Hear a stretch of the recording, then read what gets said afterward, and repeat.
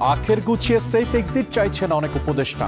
বিশ্বাস করাই ছিল গণঅভ্যুত্থানের বড় ভুল, অভিযোগ নাহিদ ইসলামের। অনেক উপদেষ্টা তাদের নিজেদের আখের গুছিয়েছে অথবা গণঅভ্যুত্থানের সাথে বিট্রে করেছে। আমরা যখন সময় আসবে এদের নামও আমরা উন্মুক্ত করব। জুলাই সনদ বাস্তবায়ন চূড়ান্তে আবারও বৈঠকে ঐকমত্য কমিশন। 15 অক্টোবরের মধ্যে রাজনৈতিক দলগুলো থেকে সই নেয় লক্ষ্য। মানবতা বিরোধী অপরাধে মাহবুবুল আলম হানিফ সহ 4 জনের বিরুদ্ধে 3 অভিযোগ দাখিল। চাঁখারপুলের শহীদ আনাস হত্যায় 9ম দিনের সাক্ষ্য গ্রহণ।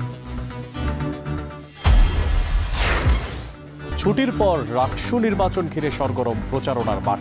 চাকসুর অনলাইন প্রচারণায় ব্যক্তিগত আক্রমণের অভিযোগ।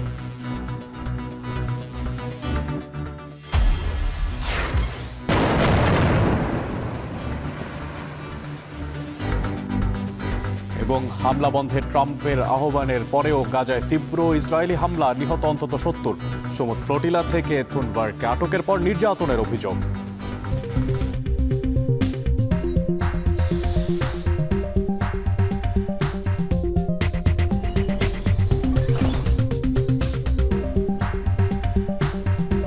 সবাইকে স্বাগত জানাচ্ছি এখন ঢাকায়। আর পুরো আয়োজনে আপনাদের সঙ্গে থাকছি আমি মশিউর অনিক। রাজনৈতিক দলের সঙ্গে আতাত করে অনেক উপদেষ্টাই নিজের আখের গুছিয়েছেন। অনেক উপদেষ্টা ভেবে রেখেছেন সেফ এক্সিটের বিষয়টিও। আর এমন অভিযোগ করেছেন অন্তর্বর্তী সরকারের সাবেক উপদেষ্টা ও জাতীয় নাগরিক পার্টির আহ্বায়ক নাহিদ ইসলাম। তিনি আরও জানান, উপদেষ্টাদের বিশ্বাস করাটাই ছিল গণঅভ্যুত্থানের সবচেয়ে বড় ভুল। বিস্তারিত তথ্যপাত্র তুলে ধরছেন হোসেন জাহিদ।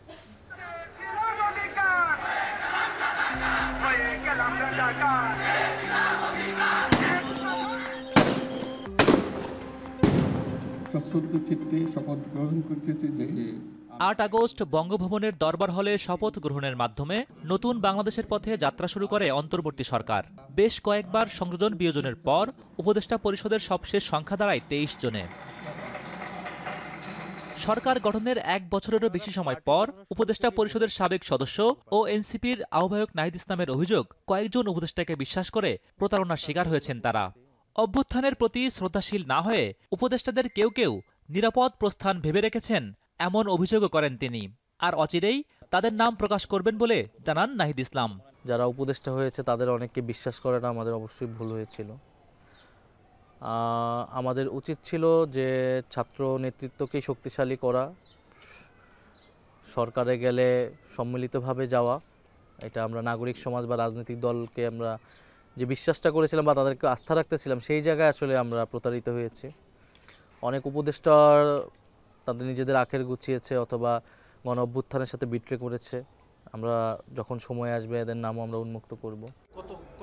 উপদেষ্টাদের নিয়োগের নেপথ্যে ছাত্র জনতার অবদানই মুখ্য, এমন কথা উল্লেখ করে নাহিদের অভিযোগ, কয়েকজন উপদেষ্টা তা ভুলে রাজনৈতিক দলের সাথে লিয়াজো করেছেন। অনেকেই বিভিন্ন রাজনৈতিক দলের সাথে লিয়াজো করে ফেলেছে।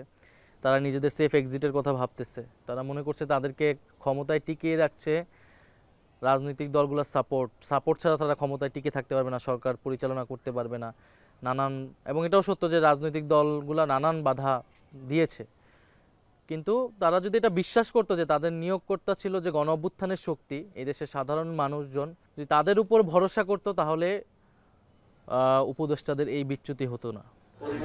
উপদেষ্টার আসনে ছাত্র নেতারা বসার সিদ্ধান্ত ভুল ছিল কিনা এমন প্রশ্নের জবাবে নাহিদ বলেন, সরকারের ছাত্রদের উপস্থিতি না থাকলে এই সরকার 3 মাসও টিকতে পারত না। অভ্যুত্থানের শক্তি সরকারে না থাকতো এই সরকার 3 মাসও টিকত না। এবং এই সরকারকে উৎখাত করার, প্রতিবিপ্লব করার নানা ধরনের চেষ্টা চলমান ছিল প্রথম 6 মাস। ইভেন এটা এখনো মাঝে মাঝে আছে, এখনো সেই তৎপরতা দেখা যায়, সেই ষড়যন্ত্র কিন্তু চলমান। সুশীল সমাজের প্রতিনিধিদের নিয়ে সরকার গঠন না করে জাতীয় সরকার গঠন করলে আক্ষেপ তৈরি হতো না বলেও মন্তব্য করেন তিনি। যদি জাতীয় সরকার করত রাজনৈতিক দলগুলো সম্মত হয়ে নাগরিক সমাজের সাথে মিলে, তাহলে কিন্তু ছাত্রদের কাঁধে এই দায়িত্ব আসতো না। তো আমাদের কাঁধে ঐতিহাসিক প্রয়োজনে, সময়ের প্রয়োজনে সেই দায়িত্ব আমাদেরকে নিতে হয়েছিল। হোসেন জাহিদ, এখন ঢাকা। জুলাই জাতীয় সনদের সংবিধান সম্পর্কিত প্রস্তাবগুলো বাস্তবায়ন পদ্ধতি নিয়ে রাজনৈতিক দলগুলোর সঙ্গে আলোচনায় বসছে জাতীয় ঐক্যমত্য কমিশন। আর এই বিষয়ে বিস্তারিত জানার জন্য আমরা ফরেন সার্ভিস একাডেমি থেকে যুক্ত হচ্ছি রিপোর্টার আজহার লিমনের সঙ্গে। লিমন, জুলাই সনদ বাস্তবায়ন পদ্ধতি নিয়ে দলগুলো কি বলছে, আর কমিশনের তরফ থেকে যে বক্তব্য দেওয়া হচ্ছে সেখানে বা কোনো কিছু পরিষ্কার করা হয়েছে কিনা?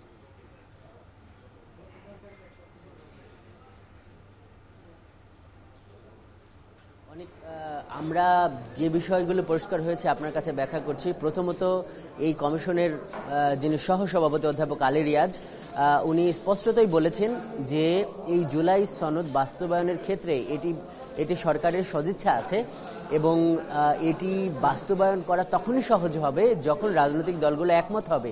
তারা একমত হয়ে একটা পথ যখন বের করবে তখন এটা বাস্তবায়নটা সহজ হবে, এটা উনি জানিয়েছেন। এবং তিনি এও জানিয়েছেন যে ঘণ্টাব্যাপী এই বৈঠকের আগে এই পাশেই যে প্রধান উপদেষ্টার বাসভবন যমুনাতে প্রধান উপদেষ্টার সঙ্গে এই ঐকমত্য কমিশনের যে 6 সদস্য তাদের বৈঠক হয়েছে, তাতে এটি যাতে একটা ঐতিহাসিক এবং গ্রহণযোগ্য দলিল সবার কাছে হয় এবং এটি বাস্তবায়ন কিভাবে করা যায় এ ব্যাপারে সরকার তাদেরকে তাগিদ দিয়েছে।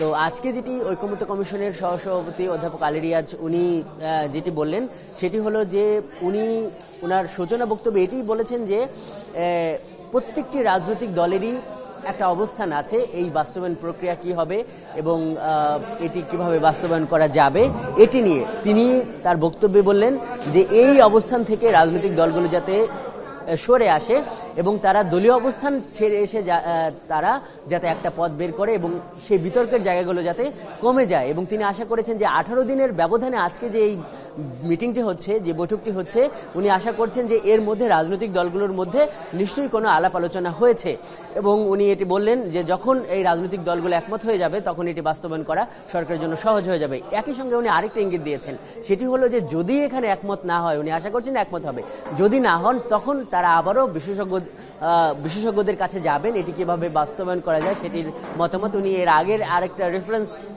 টেনেছেন যে এর আগেও বিশেষজ্ঞরা একটা মতামত দিয়েছিল। তো সবকিছু মিলিয়ে আজকে বলা যায় যে একটা ভাগ্য নির্ধারণ এই জুলাই সনদ বাস্তবায়নের ক্ষেত্রে, বিশেষ করে এখানে সাংবিধানিক যে বিষয়গুলো আছে সেই বিষয়গুলো কিভাবে বাস্তবায়ন হবে এই রাজনৈতিক দলগুলোকে নিয়ে কিন্তু বলা যায় যে শেষবারের মতো ঐকমত্য কমিশন বসছে এবং তারা এটি বলেছেন যে জুলাই সনদ তো হয়ে গেছে, এই সনদ স্বাক্ষর এবং একই সঙ্গে এই বাস্তবায়ন প্রক্রিয়া এই সব কিছু কাজ আগামী 15 অক্টোবর এই ঐকমত্য কমিশনের যে মেয়াদ নির্ধারিত আছে তার আগেই তারা করতে চান। এর জন্য দলগুলোর কাছ থেকে 2 জন করে প্রতিনিধি তারা চেয়েছেন এবং তারা এটি আশা করছেন যে এটি খুবই একটা আনন্দ নিয়ে এই গণঅভ্যুত্থানে যারা শহীদ হয়েছে, উনি এখানে উল্লেখ করেছেন যে এখানে যারা রাজনৈতিক দলগুলো আছেন এই রাজনৈতিক দলগুলোরও অনেক নেতাকর্মী এখানে প্রাণ দিয়েছেন, সাধারণ নাগরিক প্রাণ দিয়েছেন, যেই কারণে এই দলীয় অবস্থান যেটি আছে সেটি থেকে বের হয়ে এই নাগরিকদের যে স্বপ্ন ছিল যারা প্রাণ দেয়া নাগরিক তাদের দিকে খেয়াল রাখার জন্য এই ঐকমত্য কমিশনের সহসভাপতি এখানে কিন্তু উনি আহ্বান জানিয়েছেন। আর যেটি আমরা দেখছি যে খুবই সৌহার্দ্যপূর্ণভাবে এই 18 দিন পরের এই মিটিং শুরু হয়েছে এবং সবাই আশা করছে যে এখান থেকে আজ হয়তো ভালো কিছুই হবে। অনেক রাজধানীর ফরেন সার্ভিস একাডেমি থেকে যুক্ত ছিলেন আজহার লিমন এবং জানাচ্ছিলেন সেখানে যে ঐকমত্য কমিশনের আজকের বৈঠক, সাংবিধানিক কাঠামোর পুনর্বিন্যাস, সে বিষয়ে সবশেষ খবরাখবর। আওয়ামী লীগের যুগ্ম সাধারণ সম্পাদক মোহাম্মদ মাহবুবুল আলম হানিফ সহ 4 জনের বিরুদ্ধে মানবতাবিরোধী অপরাধে আলাদা 3টি অভিযোগ দাখিল করেছেন আন্তর্জাতিক অপরাধ ট্রাইব্যুনালের প্রসিকিউশন টিম। রোববার সকালে ট্রাইব্যুনাল 2-এ এই অভিযোগ দাখিল করা হয়েছে বলে জানান প্রসিকিউটর গাজী MH তামিম। জুলাই আন্দোলনে রাজধানীর চাংখারপুলে শহীদ আরাত সহ 6 জনকে গুলি করে হত্যার ঘটনায় দায়ের করা মানবতাবিরোধী অপরাধের মামলায় 9ম দিনের সাক্ষ্য গ্রহণ আজ। আর এই মামলায় 3 সাক্ষী ট্রাইব্যুনালে জবানবন্দি দেবেন। এর আগে গেল 25 সেপ্টেম্বর 8ম দিনের শুনানিতে 3 সাক্ষীর সাক্ষ্য ও জেরা সম্পন্ন হয়। এখন পর্যন্ত মোট 17 জন সাক্ষী জবানবন্দি দিয়েছেন, যাদের মধ্যে কয়েকজন প্রত্যক্ষদর্শী ও পুলিশ সদস্যও রয়েছেন। এদিকে জুলাই আগস্টের গণহত্যা ও মানবতাবিরোধী অপরাধের আরেক মামলায় NTMCর সাবেক মহাপরিচালক জিয়াউল আহসান, আব্দুল্লাহ হিল কাফি সহ 8 জনকে সকালে ট্রাইব্যুনালে হাজির করা হয়। এছাড়াও মানবতাবিরোধী অপরাধের বিভিন্ন মামলায় আরও 4 আসামিকে হাজির করা হয়েছে আন্তর্জাতিক অপরাধ ট্রাইব্যুনালে।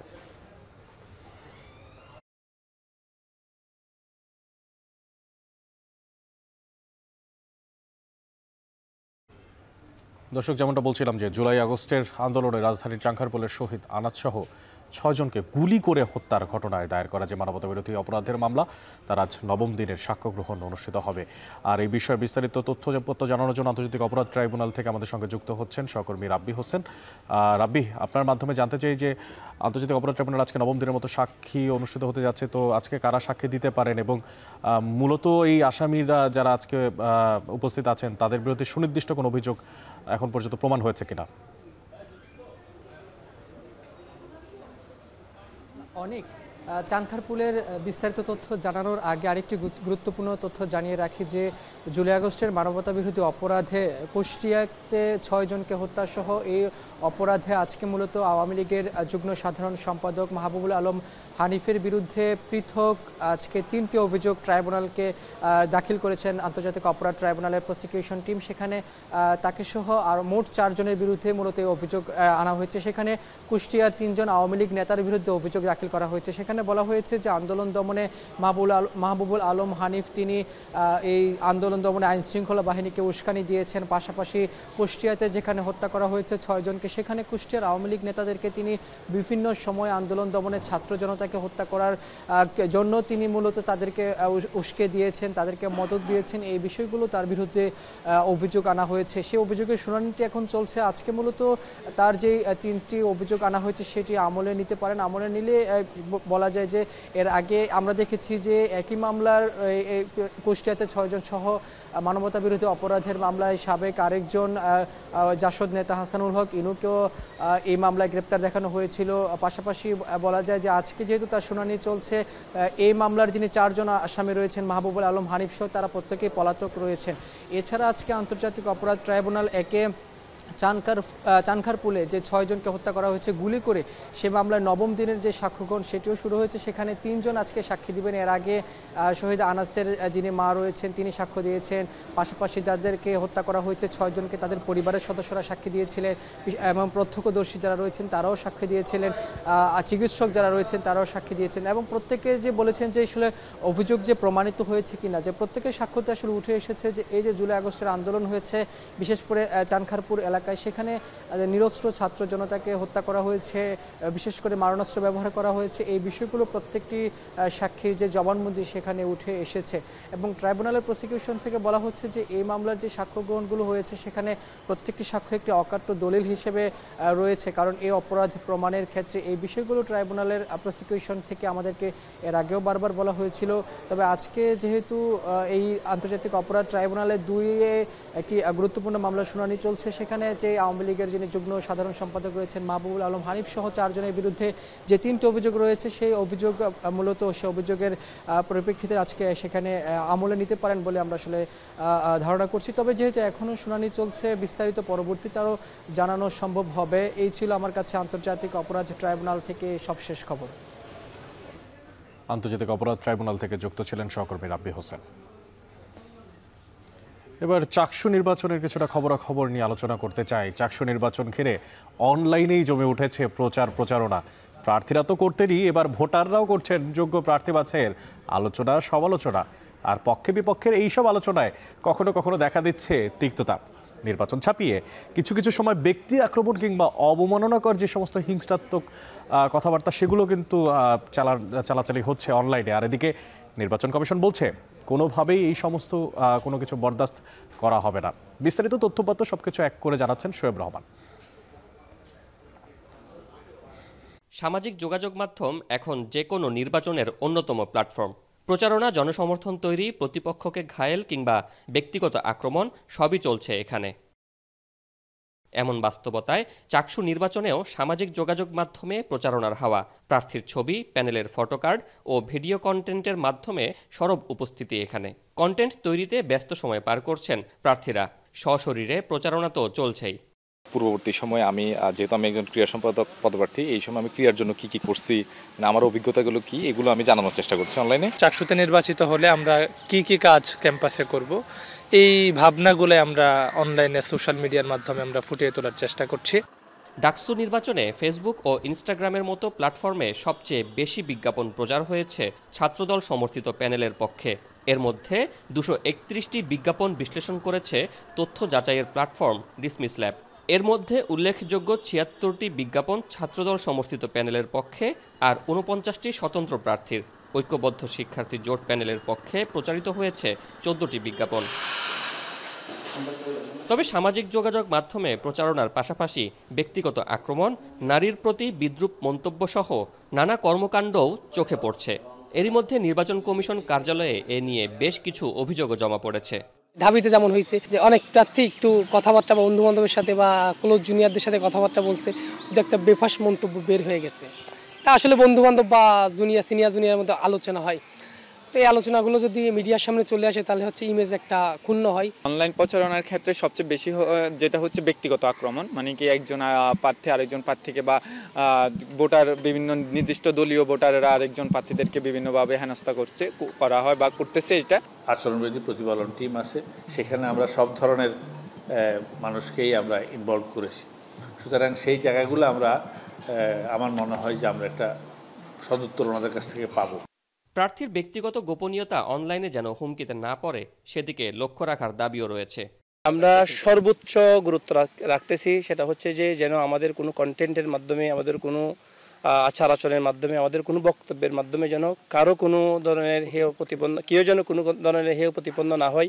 আগামী চাকসু নির্বাচনে কেন্দ্রীয় সংসদে ২৬টি পদের বিপরীতে প্রতিদ্বন্দ্বিতা করছেন ৪১৫ জন প্রার্থী। শোয়েব রহমান, এখন, চট্টগ্রাম।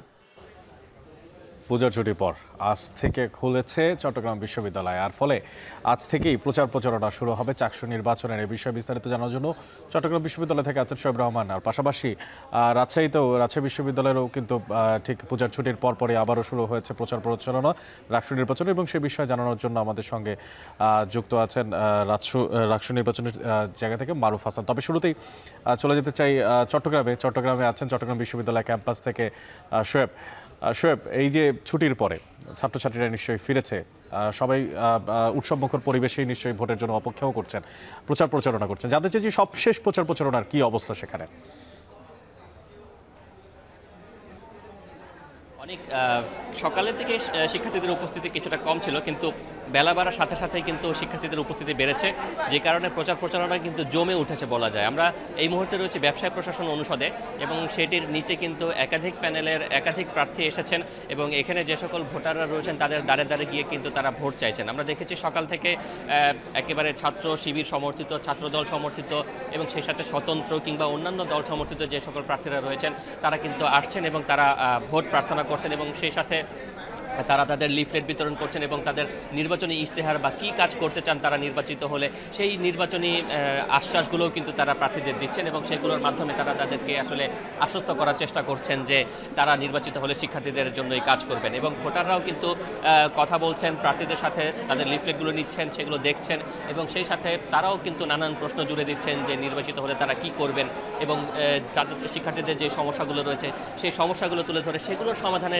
কে কীভাবে কাজ করবেন সেগুলো কিন্তু ভোটাররাও আসলে জানতে চাইছেন। অর্থাৎ ভোটার এবং প্রার্থী দুজনের যে কথোপকথন এবং তাদের যে আলোচনা, সেই সব আলোচনার মধ্য দিয়ে কিন্তু আসলে চট্টগ্রাম বিশ্ববিদ্যালয়ের সমস্যা সমাধানের যে একটি প্রক্রিয়া, সেই প্রক্রিয়ার মধ্য দিয়ে কিন্তু ভোটার এবং প্রার্থীরা এগোতে চাইছেন, এবং তারা বলছেন যে চাকসুকে তারা শিক্ষার্থীদের সমস্যা সমাধানের একটি বড় প্ল্যাটফর্ম হিসেবে কাজে লাগাতে চান। প্রার্থীদের পক্ষ থেকে কিন্তু সেই বক্তব্যগুলো রয়েছে, এবং আমরা দেখেছি যে সকাল থেকে বিভিন্ন অনুষদে কিন্তু প্রার্থীরা ঘুরে ফিরছেন এবং সেখানে তারা প্রচার প্রচারণা করছেন, এবং অনেকটা আনুষ্ঠানিক বলা যায়, যেহেতু যখন ব্যালট নম্বর প্রদান করা হয় এরপর থেকে কিন্তু ক্যাম্পাস বন্ধ হয়ে গিয়েছিল, এবং তারপরে আজ ক্যাম্পাস খোলার কারণে অনেকটা বলতে পারে যে আজ থেকে কিন্তু আনুষ্ঠানিকভাবে প্রচার প্রচারণা কার্যক্রম শুরু হয়েছে।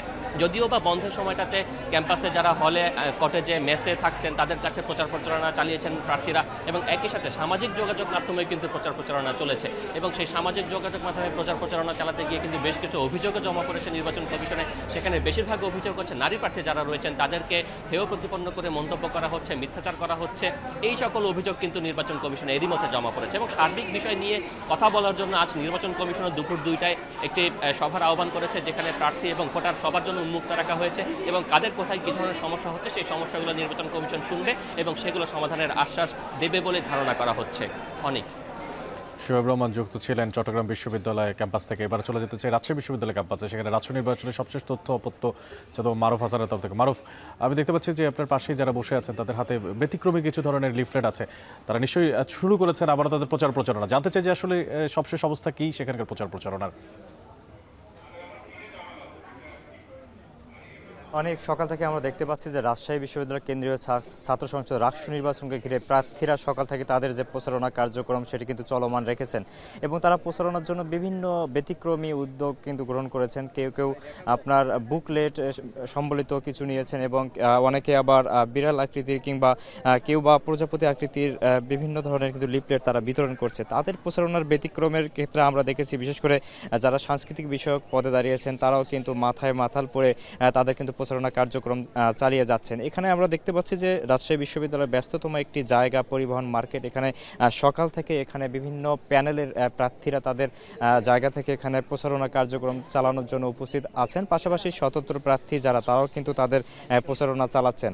যেহেতু পুজোর বন্দর পর আজকেই প্রথম বিশ্ববিদ্যালয়ের ক্যাম্পাসের একাডেমিক এবং প্রশাসনিক কার্যক্রম শুরু হয়েছে, সকাল থেকে আমরা দেখতে পাচ্ছি সেই প্রচারণা কার্যক্রম পরপরই শিক্ষার্থীদের আনাগোনাও কিন্তু বাড়তে শুরু করেছে। সকালে আমরা খুব বেশি সংখ্যক প্রার্থীদের আমরা দেখতে পাইনি, 2-1 হাতে গোনা তারা কিন্তু তাদের প্রচারণা কার্যক্রম চালায় এবং যত বেলা বাড়ছে ততই কিন্তু প্রার্থীরা এবং ভোটারদের সংখ্যাও কিন্তু বাড়ছে এবং সেই ক্ষেত্রে প্রার্থীরা তাদের যে সুযোগটি সেটি কিন্তু কাজে লাগিয়ে নিচ্ছে এবং প্রচারণার চলমান রাখছে এবং তারা বলছেন যে তাদের প্রচারণা কার্যক্রম ঘিরে যত ধরনের ব্যবস্থা তারা কিন্তু গ্রহণ করেছে এবং প্রচারণার ক্ষেত্রে তারা শিক্ষার্থীদের কাছাকাছি যাচ্ছেন এবং তাদের যে চাওয়া দাবি সেগুলো কিন্তু তারা মেনে নির্বাচন তারা জয়ী হবেন বলে আশা ব্যক্ত করছেন। অনেক রাজশাহী বিশ্ববিদ্যালয়ের রাকসু নির্বাচনের এই ছিল আমার কাছে সবশেষ। রাকসু ও চাকসু নির্বাচনের সবশেষ খবরাখবর জানানোর জন্য আমাদের সঙ্গে যুক্ত ছিলেন যথাক্রমে সহকর্মী শোয়েব রহমান এবং তারই সঙ্গে যুক্ত ছিলেন সহকর্মী মারুফ হাসান। জানিয়ে রাখতে চাই যে রাকসু এবং চাকসু নির্বাচনের যে প্রেক্ষাপট, সেই প্রেক্ষাপটে কিন্তু এখন পর্যন্ত ছুটির পরে সবাই কিন্তু যুক্ত হচ্ছেন প্রচারণায়। এবার সচিবালয়ে আইন শৃঙ্খলা সংক্রান্ত কোর বৈঠকের কমিটির বৈঠক শেষে সেখানে কথা বলছিলেন স্বরাষ্ট্র উপদেষ্টা জাহাঙ্গীর আলম চৌধুরী। সেখানে তিনি কথা বলেছেন বেশ কিছু গুরুত্বপূর্ণ বিষয়। নিশ্চয়ই আমরা সেই সমস্ত গুরুত্বপূর্ণ বিষয়গুলো আপনাদেরকে জানিয়ে দিতে সমর্থ হব। বান্দরবানে মিয়ানমার সীমান্তের অভ্যন্তরে নতুন করে উত্তেজনা দেখা দিয়েছে, আর এতে করে স্থানীয়দের মধ্যে আতঙ্ক বিরাজ করছে দিনের পর দিন। আর এবং গত রাতের কথা যদি বলি তাহলে তুমরু সীমান্তে থেমে থেমে ভেসে আসে গোলাগুলি আর বিস্ফোরণের শব্দ। স্থানীয়রা জানান গত 1 অক্টোবর থেকে মিয়ানমার অভ্যন্তরের সীমান্ত নিয়ন্ত্রণে নিতে আরাকান আর্মির সঙ্গে রোহিঙ্গাদের সশস্ত্র সংগঠন আরসা ও আরএসও এর মধ্যে সংঘর্ষ চলছে। আর এতে মিয়ানমার লাগোয়া বাংলাদেশের যে বিভিন্ন সীমান্ত এলাকা থেকে মাঝে মধ্যেই গোলাগুলি ও বিস্ফোরণের শব্দ ভেসে আসছে, আর এতে সীমান্তবর্তী বাসিন্দাদের মধ্যে আতঙ্ক বিরাজ করছে। বিজেপির পক্ষ থেকে জানানো হয় সংঘর্ষ, গোলাগুলি ও বিস্ফোরণের ঘটনাটি বাংলাদেশের সীমান্তের 3 থেকে 400 মিটার দূরে। আর এই অবস্থায় সীমান্ত এলাকায় বিজেপি সতর্ক অবস্থানে রয়েছে বলে জানানো হয়।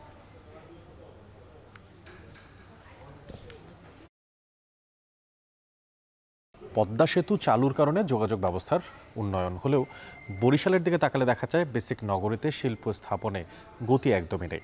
শিল্পবান্ধব পরিবেশ আর গ্যাসের সরবরাহ না থাকায় কাঙ্ক্ষিত সাফল্য মিলছে না বলে জানাচ্ছে সেখানকার যারা প্রতিষ্ঠান মালিকরা আছেন তারা। তবে চলমান সংকট দূর করা গেলে বেসিক শিল্পনগরী হতে পারে দক্ষিণাঞ্চলের শিল্প স্থাপনের মডেল। আর এদিকে উদ্যোক্তাদের বিনিয়োগে আগ্রহী করতে নানা ধরনের পরিকল্পনার কথা বলছে বেসিক। আমিনুল ইসলামের তোলা ছবিতে বাকিটা জানাচ্ছেন অমিত হাসান। 1960 সালে বরিশাল সিটি কর্পোরেশনের 1 নং ওয়ার্ডে 130 একর জায়গায় গড়ে ওঠে বিসিক শিল্পনগরী। সড়ক, ল্যাম্পপোস্ট, ড্রেন, সীমানা প্রাচীর সহ সব কাজ সম্পূর্ণ হলেও খালি পড়ে আছে সারি সারি প্লট। এরই মধ্যে বন্ধ হয়ে গেছে বেশ কিছু শিল্প প্রতিষ্ঠান। পদ্মা সেতু চালুর পর ব্যবসা বাণিজ্য ও বিনিয়োগের সম্ভাবনার নতুন দিগন্ত উন্মোচনের আশা করেছিল দক্ষিণাঞ্চলবাসী। তবে সেতু চালুর 3 বছর পেরিয়ে গেলেও প্রত্যাশিত বিনিয়োগ আসেনি। শিল্প প্লটের 4 ভাগের মাত্র 1 ভাগ রয়েছে উৎপাদন কার্যক্রমে। এ অবস্থার পেছনে গ্যাস সংযোগ না থাকা, প্লট বরাদ্দে অনিয়মকে দায়ী করছেন স্থানীয় শিল্প উদ্যোক্তারা। যে ধরনের কর্মচাঞ্চল্যতা এখানে হওয়ার কথা সেটা আসলে সিগনিফিকেন্ট কোনো ডেভেলপমেন্ট আমরা দেখতে পাচ্ছি না। এখানে একটা বেসিকের আলাদা বিদ্যুতের ফিডার রয়েছে কিন্তু এটা অকার্যকর এবং এখানে সেফটি সিকিউরিটির জন্য আরও ভালো ব্যবস্থা করা দরকার। গ্যাসটা তো শিল্পের জন্য একটা অপরিহার্য। এখন দেখা যায় যে আমাদের এখানে বড় শিল্পগুলো গড়ে উঠতেছে না একমাত্র হলো গ্যাসের কারণে। আয়তনের দিক থেকে দেশের অন্যতম বড় হলেও সুযোগ সুবিধায় অনেকটা পিছিয়ে এই শিল্পনগরী। প্রতিষ্ঠার পর কিছু সংস্কার হলেও রয়েছে নিরাপত্তা ঝুঁকি সহ বেশ কিছু প্রতিবন্ধকতা। তবে ভোলা থেকে গ্যাস সরবরাহ আর দেশের রাজনৈতিক পরিস্থিতি স্থিতিশীল হলে বিনিয়োগ বাড়বে বলে মনে করেন বরিশাল চেম্বার অব কমার্সের এই পরিচালক। নৌপথে কানেক্টিভিটি নেই, আমাদের বরিশাল বিসিকে গ্যাস নেই, এবং বরিশাল বিসিকটি আসলে রিসেন্টলি কিছু উন্নয়ন হয়েছে, কিছু রাস্তাঘাট হয়েছে, ড্রেনেজ ব্যবস্থা হয়েছে, কিছু লো ল্যান্ড ভরাট করা হয়েছে, কিন্তু সে সমস্ত জায়গায় পর্যাপ্ত নিরাপত্তার ঘাটতি আছে। এই ঘাটতিটি পূরণ করলে আমার মনে হয় অনেক উদ্যোক্তা এখানে ইনভেস্টমেন্টে সাহস করবে। 2017 থেকে 2021 সালের মধ্যে প্রায় 71 কোটি টাকা ব্যয়ে 31 একর জায়গায় নতুন 92টি প্লট করা হয়েছে। এছাড়া নতুন সড়ক নির্মাণ, সীমানা প্রাচীর সহ নানা উন্নয়নমূলক কাজও হয়েছে। বর্তমানে এই শিল্প নগরীতে Fortune shoe house, Bengal biscuit, bakery, printing, furniture, বোতলজাত পানির ফ্যাক্টরি, অ্যালুমিনিয়াম কুকারিজ ফ্যাক্টরি সহ রয়েছে নানা ধরনের প্রতিষ্ঠান। তবে বিনিয়োগ বাড়াতে জ্বালানি সংকটই সবচেয়ে বড় চ্যালেঞ্জ বলে জানান বিসিক কর্তৃপক্ষ। মাঝারি আকারের বা ক্ষুদ্র আকারে যারা এই প্লট নিয়েছে তারা উৎপাদনে যেতে পারছেন না। গ্যাসের কথা বলছেন যে আমরা গ্যাস পাইলে উৎপাদনে যেতে পারি। বেসিক্যালি গ্যাসটা একটা চ্যালেঞ্জ হয়েছে এই মানে একটু বৃহৎ পরিসরে বা একটু বাড়ানোর ক্ষেত্রে। আশা করি যদি ভোলা থেকে আমরা গ্যাস পাই সেক্ষেত্রে আমাদের এই সমস্যার সমাধান হবে। শুধু গ্যাস আর বিদ্যুতের অভাব নয়, প্রতিষ্ঠার 6 দশক পেরিয়ে গেলেও উৎপাদন বান্ধব হয়ে ওঠেনি বরিশাল বিসিক। শ্রমিকদের চিকিৎসার জন্য নেই স্বাস্থ্যকেন্দ্র, দুর্ঘটনা প্রতিরোধে নেই ফায়ার সার্ভিস অ্যান্ড সিভিল ডিফেন্সের স্টেশন। দেশের অর্থনীতির চাকা সচল রাখতে উৎপাদনমুখী প্রতিষ্ঠানগুলোর দিকে গুরুত্ব দেয়া প্রয়োজন। শুধুমাত্র গুরুত্ব নয়, সঠিক পরিকল্পনার মাধ্যমে বিসিকের প্রতি সরকারের নজরদারি বাড়ানোর পাশাপাশি চলমান সংকট দূর করে একটি আধুনিক মানের বিসিক নগরী গড়ে তোলা গেলে বিনিয়োগ বৃদ্ধির পাশাপাশি গড়ে উঠবে নতুন নতুন শিল্প প্রতিষ্ঠান, যার মাধ্যমে স্থানীয় অর্থনীতির পাশাপাশি সমৃদ্ধ হবে জাতীয় অর্থনীতিও। অমিত হাসান, এখন, বরিশাল। সামান্য বৃষ্টিতেই তৈরি হয় জলাবদ্ধতা আর জনমানুষের ভোগান্তি তো লেগেই আছে। বলছি পাবনা শহরের বেশিরভাগ সড়কের কথা, যা খানাখন্দ আর জলাবদ্ধতা এখন ডুবতে বসেছে প্রায়। অপরিকল্পিত ড্রেনেজ ব্যবস্থার কারণে মাঝারি বৃষ্টিতেই দেখা যায় এই ধরনের জলাবদ্ধতা, আর এতে চলাচলের দুর্ভোগ সহ প্রায়ই ঘটে নানা ধরনের দুর্ঘটনা। জনদুর্ভোগ লাঘবে দ্রুত সড়কগুলো সংস্কারের দাবি জানিয়ে আসছেন স্থানীয়রা, আর শিগগিরই সংস্কারের কাজ শুরুর কথা জানিয়েছে পৌর কর্তৃপক্ষ। এ বিষয়ে বিস্তারিত তথ্যপত্র তুলে ধরছেন মাসুদ রানা। সামান্য বৃষ্টিতে তৈরি হয়েছে জলাবদ্ধতা, বাড়ছে সাধারণ মানুষের ভোগান্তি। এমন চিত্র নিয়মিত চোখে পড়বে পাবনা শহরের প্রবেশদ্বার খ্যাত আতাইকুলা সড়কে। খানাখন্দে ভরা সড়কে ঝুঁকি নিয়ে চলছে বিভিন্ন যানবাহন। শুধু তাই নয়, শহরের বিভিন্ন সড়ক থেকে উঠে গেছে বিটুমিন আর খোয়া। এতে প্রায়ই ঘটছে দুর্ঘটনা। হার্ডওয়্যার ব্যবসায়ী দুলাল হোসেন আতাইকুলা সড়কে প্রায় 42 বছর ধরে ব্যবসা করেন, কিন্তু জলাবদ্ধতা আর ভাঙা রাস্তার কারণে কেনা বেচা হয় না তেমন। এর মধ্যে তো কোনো কাস্টমার আসতে পারে না, এমনি ব্যবসা খারাপ, তারপরে ওইটুকু না আসলে পরে তার কী অবস্থা হতে পারে সেটা তো আপনি বুঝতেই পারতেছেন। তো এগুলি তো তাড়াতাড়ি ঠিকঠাক করা দরকার। শহরের বেশিরভাগ সড়কের এমন বেহাল দশা, অনুন্নত ড্রেনেজ ব্যবস্থার কারণে এমন অবস্থা বলে অভিযোগ স্থানীয়দের। সড়ক সংস্কারের প্রশাসনের উদ্যোগ নেই বলে জানিয়েছেন তারা। পানি নিষ্কাশন না হলে যত ভালো রাস্তায় হোক রাস্তা টিকবে না, রাস্তা এই এলাকার মানুষের দুর্ভোগও কমবে না। যে ইতিমধ্যে জলাবদ্ধতা নিরসনের যে ইমিডিয়েট কিছু অ্যাকশন পৌরসভার থাকা দরকার ছিল সেটা এলাকাবাসী পায় নাই। পায়ে হেঁটে আসে, অনেক সময় গাড়ি তো আসে, গাড়িতে আসাটা খুবই রিস্ক, বড় বড় খালি গ্যাপ খালে মানে অনেক সময় গাড়ি উল্টেও পর্যন্ত যায়। পৌর কর্তৃপক্ষ বলছেন ইতিমধ্যে সড়ক সংস্কারের টেন্ডার প্রক্রিয়া সম্পূর্ণ হয়েছে। প্রকল্প পরিচালক অনুমোদন দিলেই সংস্কারের কাজ শুরু হবে। আশা করি যে এই সপ্তাহের শেষ দিকে অথবা আগামী সপ্তাহের প্রথম দিকে আমরা ইভ্যালুয়েশন কমপ্লিট করে প্রকল্প পরিচালক মহোদয়ের নিকট আমরা পাঠিয়ে দেব। অনুমোদন আসলেই সেটা নোয়া হয়ে যাবে এবং কাজ আশা করি ইনশাল্লাহ শুরু হবে। পাবনা পৌরসভার তথ্য মতে পৌর এলাকায় 200 কিলোমিটার রাস্তা রয়েছে আর ড্রেন রয়েছে 150 কিলোমিটার। মাসুদ রানা, এখন, পাবনা। এবার জানাবো আন্তর্জাতিক প্রসঙ্গ। গাজায় ত্রাণ নিয়ে যাওয়া সমুদ্র ফ্লোটিলার নৌবহর থেকে আটক জলবায়ু কর্মী গ্রেটা থুনবার্গকে নির্যাতনের অভিযোগ উঠেছে ইসরায়েলি বাহিনীর বিরুদ্ধে। ইসরায়েলের বন্দিদশা থেকে মুক্ত হয়ে তুরস্কে ফেরার পর এই অভিযোগ করেন ওই নৌবহরে অংশ নেওয়া কয়েকজন আন্তর্জাতিক অধিকার কর্মী। তারা বলেন, গ্রেটা থুনবার্গকে মাটির ওপর দিয়ে টেনে হিঁচড়ে নিয়ে যাওয়া সহ তাকে ইসরায়েলি পতাকায় চুমু দিতে বাধ্য করা হয়েছে।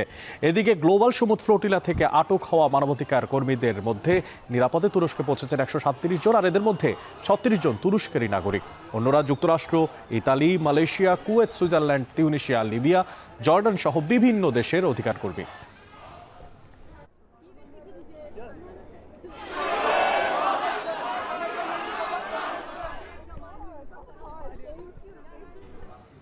এদিকে ট্রাম্পের আহ্বানে ইতিবাচক সাড়া দিলেও শনিবার গাজার বিভিন্ন প্রান্তে অভিযান চালিয়ে প্রায় 70 জনকে হত্যা করেছে ইসরায়েলি সেনারা। যদিও ট্রুথ সোশ্যালের পোস্টে মার্কিন প্রেসিডেন্ট দাবি করেছেন হামাস সবুজ সংকেত দিলে গাজায় দ্রুত অস্ত্রবিরতি কার্যকর হবে। একই দিনে জাতির উদ্দেশ্যে দেওয়া ভাষণে আগামী কয়েকদিনের মধ্যে সব জিম্মিদের ফিরিয়ে আনার প্রতিশ্রুতি দিয়েছেন ইসরায়েলি প্রধানমন্ত্রী। সতীর্থ কর্মকার জানাবেন বাকিটা। গাজা যুদ্ধ বন্ধে ট্রাম্পের শান্তি প্রস্তাবে হামাস আংশিকভাবে রাজি হওয়ার পরেও উপত্যকাটিতে বন্ধ হয়নি ইসরায়েলি আগ্রাসন। শনিবারও ইসরায়েলি অভিযানে গাজায় প্রাণ গেছে বহু মানুষের। যদিও ইসরায়েলি গণমাধ্যমের দাবি, ট্রাম্প গাজায় হামলা বন্ধের আহ্বান জানানোর পর আগের চেয়ে কমেছে অভিযানের তীব্রতা। টাইমস অফ ইসরায়েল আরও বলছে, মার্কিন প্রেসিডেন্টের শান্তি প্রস্তাব মেনে গাজায় হামলা বন্ধের এই সিদ্ধান্তের বিরোধিতা করছেন নেতানিয়াহু ক্যাবিনেটের উগ্র ডানপন্থী অর্থমন্ত্রী বেজালেল স্মোট্রিচ। এমন প্রেক্ষাপটে শনিবার জাতির উদ্দেশ্যে ভাষণ দিয়েছেন ইসরায়েলি প্রধানমন্ত্রী। আগামী কয়েকদিনের মধ্যে সব জিম্মিদের ফিরিয়ে আনার প্রতিশ্রুতি দিয়ে নেতানিয়াহু আরও দাবি করেছেন, জিম্মিদের রেহাই করা নিয়ে হামাস গড়িমসি করলে ইসরায়েল তা সহ্য করবে না। בזכות ההחלטות הנחושות שהובלתי יחד עם הממשלה ובזכות גבורת לוחמינו שלחצו את החמאס השבנו עד היום 207 מחטופינו। নেতানিয়াহুর ভাষণের কিছু সময় পরেই ট্রুথ সোশ্যালে পোস্ট দেন মার্কিন প্রেসিডেন্ট। দাবি করেন, প্রাথমিকভাবে গাজার নির্দিষ্ট সীমানা থেকে সেনা প্রত্যাহারের প্রস্তাব মেনে নিয়েছে ইসরায়েল। ট্রাম্প আরও জানিয়েছেন, এখন হামাস সবুজ সংকেত দিলে গাজায় দ্রুত অস্ত্রবিরতি কার্যকর হবে। এর আগে গাজা যুদ্ধ বন্ধে ট্রাম্প যে 20টি প্রস্তাব দেন তার কয়েকটি মেনে নেয় হামাস। সেখানে নির্দিষ্ট অঞ্চলে ইসরায়েলি সেনা প্রত্যাহারের বিষয়ে মার্কিন প্রেসিডেন্টের প্রস্তাবের সঙ্গে সম্পূর্ণ একমত ছিল না সংগঠনটি। এমনকি শনিবারও নেতানিয়াহু তার ভাষণে সাফ বলেছেন, গাজায় শান্তি ফেরানোর দ্বিতীয় ধাপে উপত্যকার স্পর্শকাতর অঞ্চল বা কন্ট্রোল অফ ডেড জোনের নিয়ন্ত্রণ থাকবে ইসরায়েলি সেনাদের।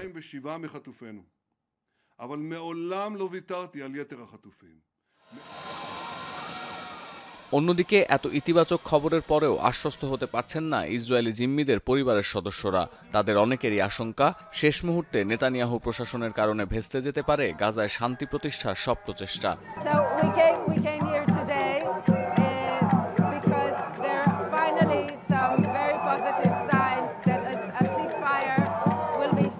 Actually, we're here almost every night for the last 729 days, every Saturday night and sometimes during the weeknights too. সতীর্থ কর্মকার, এখন বিশ্ব। বাশার আল আসাদের পতনের পর সিরিয়ায় প্রথমবারের মতো পার্লামেন্ট নির্বাচন অনুষ্ঠিত হচ্ছে আজকে। যদিও প্রতিনিধি নির্বাচনে সরাসরি ভোট দেবে না দেশটির জনগণ, তাদের ভোটে এরই মধ্যে সিরিয়ায় গঠন করা হয়েছে একটি ইলেকটোরাল কলেজ বা নির্বাচনী পরিষদ। 210 আসনের পার্লামেন্টে 2/3 সদস্যকে সরাসরি বেছে নেবে এই প্রতিনিধি পরিষদ, আর বাকি সদস্যদের নিয়োগ দেবেন অন্তর্বর্তী প্রেসিডেন্ট আহমেদ আল শারা। এদিকে পরোক্ষ নির্বাচনের এই প্রক্রিয়াকে অগণতান্ত্রিক মনে করছে সিরীয় ভোটারদের বড় একটা অংশ। আইনি বাধায় পোল্যান্ডে সেনা মোতায়েন সাময়িকভাবে স্থগিত হলেও এবার শিকাগোতে 300 সেনা মোতায়েনের নির্দেশ দিলেন মার্কিন প্রেসিডেন্ট ডোনাল্ড ট্রাম্প। শিকাগোতে ট্রাম্প প্রশাসনের অভিবাসন বিরোধী অবস্থানের বিরুদ্ধে হওয়া বিক্ষোভ সংঘর্ষে রূপ নেয়ার পর এই ঘোষণা দিলেন মার্কিন প্রেসিডেন্ট।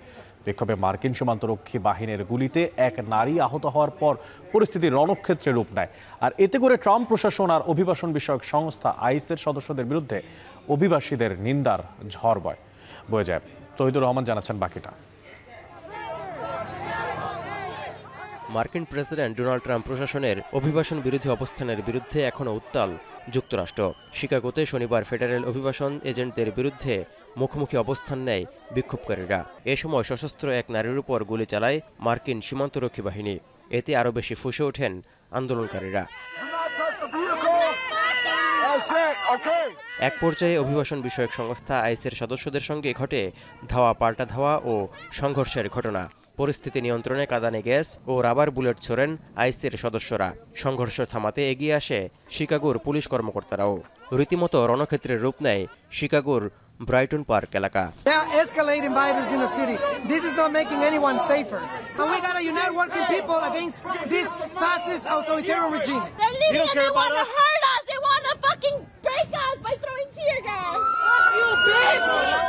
গুলিবিদ্ধ ওই নারীসহ একদল বিক্ষোভকারী অভিবাসন বিষয়ক সংস্থা আইসের গাড়ির উপর নিজেদের গাড়ি তুলে দিলে উত্তেজনা চরমে পৌঁছায়। যদিও এতে কোনো আইস সদস্য আহত হননি বলে জানা গেছে।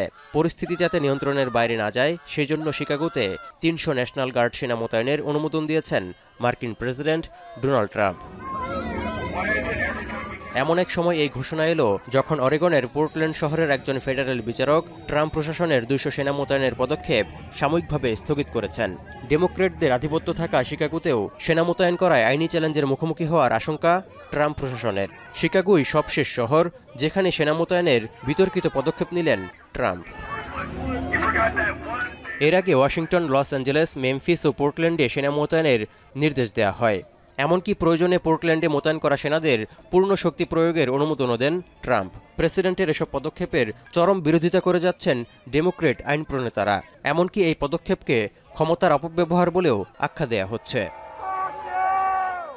দ্বিতীয় মেয়াদে ক্ষমতায় বসে দেশ থেকে অভিবাসীদের বিতাড়িত করতে উঠে পড়ে লেগেছেন মার্কিন প্রেসিডেন্ট ডোনাল্ড ট্রাম্প। অভিবাসীদের যুক্তরাষ্ট্র থেকে বের করে দেওয়ার এই দায়িত্ব পালন করছে মার্কিন অভিবাসন বিষয়ক সংস্থা আইস। এরই মধ্যে 7 মাসে 2 লাখ অভিবাসীকে বিদায় করেছে এই বিভাগটি। আর অভিবাসীদের বিতাড়িত করতে রীতিমতো চিরুনি অভিযান চলছে ডেমোক্রেট আইন প্রণেতাদের অঙ্গরাজ্য ও শহরগুলোতে। তৌহিদুর রহমান, এখন বিশ্ব। বিসিবি নির্বাচনে তামিম ইকবালের মতো এমন হেভি ওয়েট প্রার্থীর সঙ্গে বেশ কয়েকজনের মনোনয়ন প্রত্যাহার। আর নির্বাচনের একদিন আগেও কোনো এক অদৃশ্য কারণে লড়াই থেকে সরে গেছেন ক্লাব ক্যাটাগরির লুৎফর রহমান, যে কারণে আসন্ন নির্বাচনে ক্রিকেটের উন্নয়নে কাজ করার মতো দক্ষ সংগঠকের অভাব আছে, এমনটাই মনে করছেন বোর্ডের সাবেক পরিচালক খন্দকার জামির উদ্দিন। বিস্তারিত দেখুন প্রতিবেদনে। বিগত আওয়ামী শাসনামলে নাজমুল হাসান পাপনের একক আধিপত্যে চলে বাংলাদেশ ক্রিকেট বোর্ড। ক্ষমতার মসনদে বসে থাকা পাপনের পাপেট হয়েছিলেন পরিচালক থেকে শুরু করে অনেক ক্রীড়া সংগঠকই। তাতে ক্রিকেটের উন্নয়নে যোগ্য সংগঠকরা পাত্তাই পাননি সেভাবে। তবে দীর্ঘ 1 যুগেরও বেশি সময় পর বিসিবির পরিচালনা পর্ষদের সুষ্ঠু নির্বাচনের মধ্য দিয়ে আশার আলো জ্বলে বঞ্চিত সংগঠকদের মনে। ক্যাটাগরি 1 থেকে 18, ক্যাটাগরি 2 থেকে 30 আর ক্যাটাগরি 3 থেকে 3 জন সহ শুরুতে মনোনয়নপত্র জমা দিয়ে নির্বাচন করার ইচ্ছে প্রকাশ করেন 51 জন। তবে তামিম ইকবাল সহ একে একে মনোনয়ন প্রত্যাহার করে চূড়ান্ত তালিকায় ছিলেন মোট 33 জন। নির্বাচনের একদম শেষ ক্ষণে ক্লাব ক্যাটাগরির লুৎফর রহমান সরে গেলে শেষ পর্যন্ত টিকে আছেন মাত্র 32 জন পরিচালক পদপ্রার্থী। দেশের ইতিহাসে ক্ষণে ক্ষণে রং বদলানো বিসিবির আসন্ন নির্বাচন সুষ্ঠুভাবে হওয়া নিয়েই এখন শঙ্কা প্রকাশ করেছেন সাবেক পরিচালক খন্দকার জামিল উদ্দিন। 76 বার যদি নির্বাচন হয়ও যেই পরিস্থিতির মধ্যে দিয়ে নির্বাচনটা হতে যাচ্ছে এটা খুবই দুঃখজনক। খুব আশা করেছিলাম যে এবার একটা ভালো পরিবেশে নির্বাচন হবে, তরুণ প্রবীণ মিলিয়ে একটা ভালো সংগঠকরা ক্রিকেট বোর্ডের দায়িত্ব নেবে, but at the end of the day আসলে কিছুই হয় না। এদিকে এই নির্বাচন ঘিরে নানান নাটকীয়তায় ক্রিকেটের মূল উন্নয়নে কাজ করার মতো দক্ষ সংগঠকরা হারিয়ে গেছেন ক্ষমতার লোভে লড়াইয়ে নামা প্রার্থীদের ভিড়ে। এমনটাই মনে করেন বোর্ডের সাবেক এই পরিচালক এবং ক্রীড়া সংগঠক। সামাল দেওয়ার মতো সেরকম দক্ষ ক্রীড়া সংগঠক সেরকম ভাবে আমার নজরে পড়ছে না। হাতে গোনা 2-4 জনকে দেখছি, বাট 2-4 জন দিয়ে 5 জন দিয়ে কিন্তু এই মহাযজ্ঞ পরিচালনা করাটা কঠিন হয়ে যাবে। তাতে কি দাঁড়াবে? আলটিমেটলি ক্রিকেটটা ক্ষতিগ্রস্ত। তবে বিসিবি পরিচালনা পর্ষদের কাঙ্ক্ষিত এই নির্বাচন সময় মতো না হলে আইসিসি থেকে আসতে পারে বিধিনিষেধ। সেই শঙ্কাও বাতাসে উড়িয়ে দিতে চান না এই পরিচালক। খন্দকার জামিল উদ্দিন, শরীফ রওশন, এখন ঢাকা। আর এরই মধ্য দিয়ে শেষ করছি এখন ঢাকার আয়োজন। তবে যাওয়ার আগে শিরোনামগুলো জানিয়ে দিচ্ছি আরও একবার। আখের গুছিয়ে সেফ এক্সিট চাইছেন অনেক উপদেষ্টা। বিশ্বাস করাই ছিল গণঅভ্যুত্থানের বড় ভুল, অভিযোগ নাহিদ ইসলামের। অনেক উপদেষ্টা তাদের নিজেদের আখের গুছিয়েছে অথবা গণঅভ্যুত্থানের সাথে বিট্রে করেছে। আমরা যখন সময় আসবে এদের নামও আমরা উন্মুক্ত করব। 15 অক্টোবরের মধ্যে জুলাই সনদ স্বাক্ষরের আশা। আবারও বৈঠকে ঐক্যমত্য কমিশন, একমত না হলে নেওয়া হবে বিশেষজ্ঞ মতামত।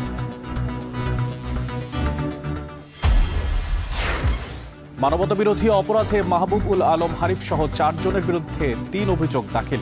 চাঙ্খারপুলের শহীদ আনাস হত্যায় 9ম দিনের সাক্ষ্য গ্রহণ। ছুটির পর রাকসু নির্বাচন ঘিরে সরগরম প্রচারণার মাঠ। চাকসুর অনলাইন প্রচারণায় ব্যক্তিগত আক্রমণের অভিযোগ।